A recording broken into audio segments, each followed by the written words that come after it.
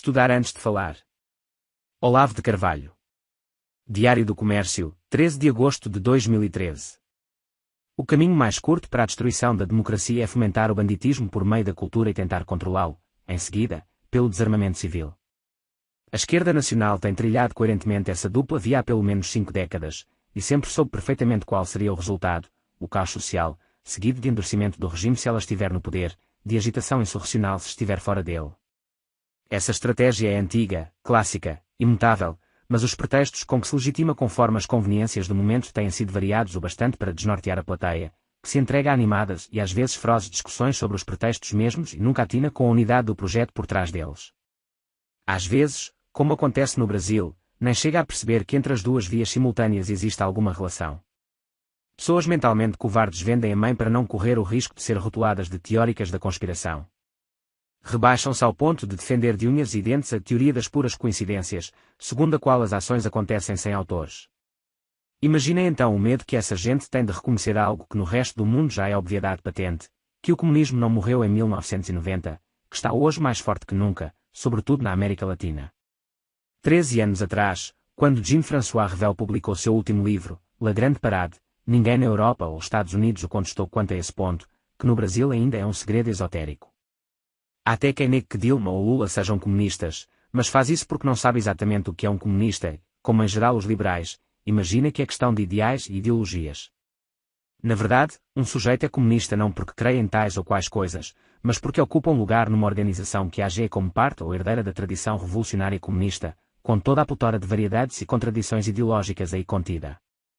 A unidade do movimento comunista, sobretudo desde António Gramsci, da New Left americana e do remanejamento dos partidos comunistas após a dissolução da URSS, é mais de tipo estratégico do que ideológico. Na verdade, esse movimento, cuja extinção a queda da União Soviética parecia anunciar como iminente e inevitável, conseguiu prosperar e crescer formidavelmente desde o começo dos anos 90 só porque abdicou de toda a autodefinição doutrinal homogénea e aprimorou a técnica de articular numa unidade de ação estratégica as mais variadas correntes e dissidências cuja convivência era impossível até então. Convicções, portanto, sinceras ou fingidas, não têm aí a mais mínima importância. Para um sujeito falar com alguma propriedade sobre o movimento comunista, deve antes ter estudado as seguintes coisas. 1. Os clássicos do marxismo, Marx, Engels, Lenin, Stalin, Mao Zedong. 2. Os filósofos marxistas mais importantes, Lukács, Kors, Gramsci, Adorno, Horkheimer, Marcuse, Lefebvre, Althusser. 3. Main Currents of Marxism, de Leszek Kolakowski. 4. Alguns bons livros de história e sociologia do movimento revolucionário em geral, como Fire in the Means of Man, de James H. Billington, The Pursuit of the Millennium, de Norman Cohn, The New Science of Politics, de Eric Voegelin. 5. Bons livros sobre a história dos regimes comunistas, escritos desde um ponto de vista não apologético. 6. Livros dos críticos mais célebres do marxismo, como Eugen von Bombauer, Ludwig von Mises, Raymond Aron, Roger Scruton, Nikolai Berdiev e tantos outros. 7. Livros sobre estratégia e tática da tomada do poder pelos comunistas, sobre a atividade subterrânea do movimento comunista no Ocidente e principalmente sobre as medidas ativas, desinformação, agentes de influência, como os de Anatoly Golitsyn, Christopher Andrew, Johnny Arlanes, Ladislau Bittman, Diana West. 8. Depoimentos, no maior número possível, de ex-agentes ou militantes comunistas que contam a sua experiência a serviço do movimento ou de governos comunistas, como Arthur Koestler, Ian Valtin, Ion Miapacepa, Whittaker Chambers, David Horowitz. 9. Depoimentos de alto valor sobre a condição humana nas sociedades socialistas, como os de Guilherme Cabreira Infante, Vladimir Bukovsky, Nadezhda Mandelstam, Alexander Solzhenitsyn, Richard Wurmbrand. É um programa de leitura que pode ser cumprido em 4 ou 5 anos por um bom estudante. Não conheço, na direita ou na esquerda brasileiras, ninguém, absolutamente ninguém que o tenha cumprido.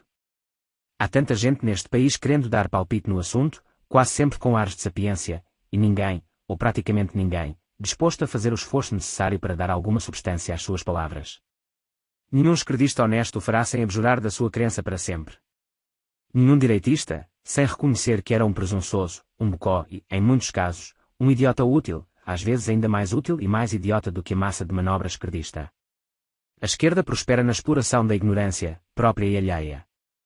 Onde quer que ela exerça a hegemonia, impera o mandamento de jamais ler as obras de adversários e críticos, mas espalhar versões deformadas e caricaturais das suas ideias e biografias, para que a juventude militante possa odiá-los na ilusão de conhecê-los. Universidades que professam dar cursos de marxismo capricham nesse ponto até o limite do controle mental puro e simples. A direita cultiva suas formas próprias de autoilusão, das quais já falei bastante neste mesmo jornal. Talvez volte ao assunto em outro artigo.